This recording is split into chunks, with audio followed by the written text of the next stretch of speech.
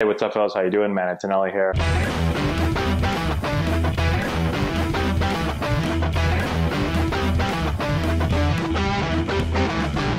Hey, what's going on, guys? How we doing, man? It's Anelli here. So, during an ESPN game yesterday with Alex Rodriguez, he commented on why fans are so upset at the Astros. And I thought he did a really, really good job with describing this. I'm going to read it here, and then I want to talk a little bit about it. Okay, so he says, one thing that really upset the fans is you cheat, you win a championship, there is no suspension, and then there is no remorse. And the last one, I think, is probably the worst. People want to see remorse. They want a real, authentic apology, and they have not received that thus far. And I can just tell you this, from a guy who has made as many mistakes as anybody on the biggest stage, I served the longest suspension in MLB history. It cost me well over $35 million.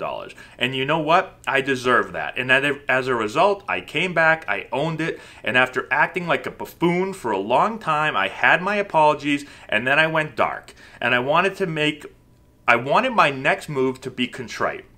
But I also wanted to go out and play good baseball and change my narrative. And the way to change your narrative is you have to be accountable. You've earned all this negative talk. You've earned whatever comes your way, including whether it's hit by a pitch or negative press. You have divorced yourself from having the ability to protect yourself. Okay, so I have two thoughts on this.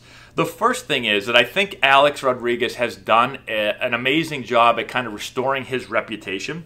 He was really kind of hated for a long time in the baseball world. He was like a villain. You know, he might have been the most hated guy in sports. And now he's become, you know, very likable, a public figure that's back on TV and on ESPN, and you kind of see him all over the place. And people have forgiven him for a lot of the steroid things that went on during his career. Now, there are some people that will say, like, oh, it's an act, it's all fake, he's just doing this so that he can get back into baseball and get back on TV and then have a shot at the Hall of Fame and all this stuff. And I don't know, I'm not sure if that's true or not. But regardless, he's taken the right steps and done a really good job of repairing his image. He went from hated by a lot of people to now very likable. So that's the first thought I have. Now, the second thought is, so he said he acted like a buffoon, okay, which he did. Not just in the actions that he took as far as steroids, but he denied for a long time, and he lied for a long time. So it's not like he came right out and was accountable for his actions and showed remorse. A lot of things he's talking about the Astros not doing, he basically did the same thing. If you remember, I went and looked, you know, I went back and looked this up because it's been a while now. You know, he went on 60 Minutes, and he lied about all the stuff that he had been doing. He got asked straight up on 60 Minutes. They asked him, they said, for the record, have you ever used steroids, human growth hormone, or any other performance-enhancing substances? And he looked right at the camera and he said, no. When he had.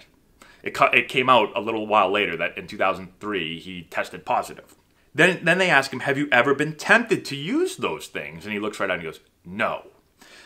And then, again, in 2003, he had tested positive. And during the time of this interview, he had already tested positive. This was way down the road, okay? So he had lied about all this stuff. So he wasn't taking accountability. And of course, at that point, it hadn't come out yet that he tested positive. So he's denying. These were all rumors at the time, okay? So I get it. It's kind of like the Astros, while they're cheating, while they're stealing signs, they're not going to come and be like, hey, guys, over here, we're cheating, right? So I get it. Okay, but now he gets caught. And after he gets caught, after it comes out, he goes on ESPN and he apologizes for lying. But he still wasn't super truthful. So he was asked what he tested positive for. What did he take? They asked him, what did you take?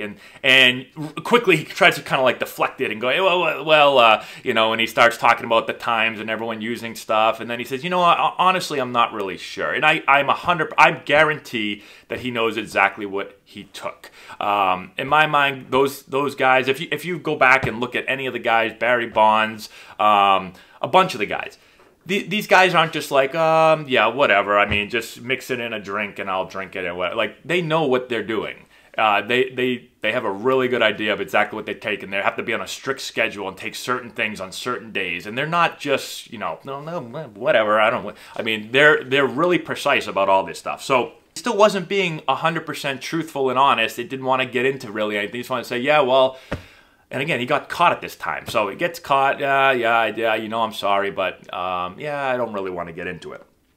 So he didn't own it, okay? Then, in 2014, he gets suspended again for steroids, for performance-enhancing drugs.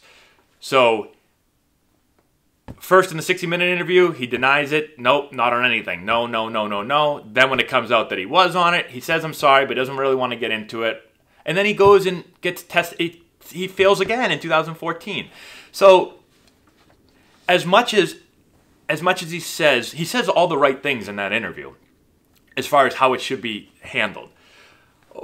But as you can see from his track record, it's not something that is easy to do, and it usually doesn't happen right away. It usually happens down the road. You know, you get away from it a little bit more, you think back on it, you have some time to reflect, and then it's a lot easier to show remorse and to take a responsibility and have accountability. And it's not always easy. And, you know, thus far, there's been some Astros that have done that. There's been some Astros that really haven't. But I'm sure as we go down the line and as we get further away from this, more and more players will. Some still may not. But I definitely do think, again, A-Rod has shown what can happen if you do take the right steps eventually, that people will have a tendency to forgive you if you come clean with what happened. And even for someone that lied about it for a long time, he is still... And again, time has passed, so that also makes things easier. It makes it easier for people to forgive you down the road. When it just happened, it's right here in our memory, right? It's harder for people, even if you come out and say you're sorry, it's still harder for people right now to forgive you.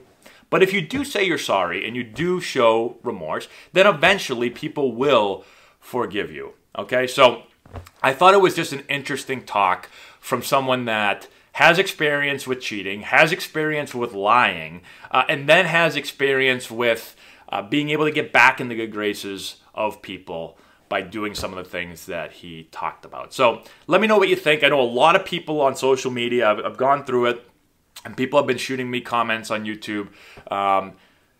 Some people are like, this was awesome by A-Rod, right? A-Rod he just got another fan. I love what he said. And there's been other people that have been saying like, dude, you lied, you hid things, you cheated, don't give us the big talk on, you know, all these things. So let me know in the comment section where you lie and what you think about what A-Rod said during that broadcast. I'd be interested to hear. So that's all we have. Thanks for watching. Thank you for subscribing. If you haven't done so already, make sure to hit the notification bell. Thank you to our patrons who support our channel on Patreon. We really, really appreciate it. And that's all we have. We'll talk to you later.